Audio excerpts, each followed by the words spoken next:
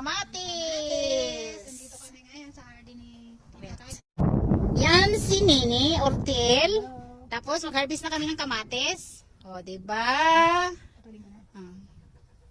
Pakita mo. O, diba? Ang ganda-ganda ng kamatis. O, diba? Mag-harvest kami.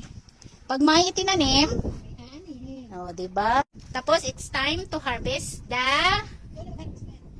Ano? Wag na nga mag-English. Ano, harvest ko din yung isang watermelon ko. O, diba? O, diba? Maliit lang yung kamatis ko, pero namumunga na siya. Kasi may tips dyan. May sikreto. O, diba? O, diba? O, may sibuyas pa din. At ito yung ha-harvesting ko ngayon. O, diba? So, mga palangga, ang sikreto dyan, as what I said before, kailangan, puputulin mo yung sanga. Dito. O, ito, maliit pa siya, namumunga na siya.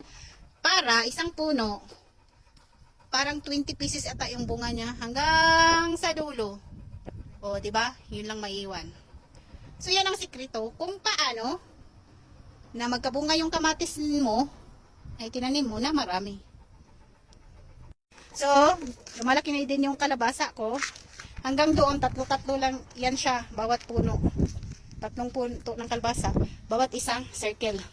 Andyan yung model ko. Ready to harvest my garden, ha? So, ito na naman kaming dalawa. Time to harvest na siya. Pag may tinanim daw, may anihin. Be positive lang, mga palangga. So, mag-harvest na siya. So, sige na. So, siya na lang mag-harvest. Ako na lang taga-video niya. So, mga palangga, yun ha. Susundin nyo yung step. Sikreto kung paano paramihin ang bunga ng mga kamatis. O, diba? O, diba? Ang laki. Ang laki-laki. Ang golodododo budak. So, tapos nagtanim ako ng ano dyan, oh, sili green. Oh, andyan na si Nene. Wag mo muna ubusin kasi ano pa tayo. O, diba guys? God bless. Bye.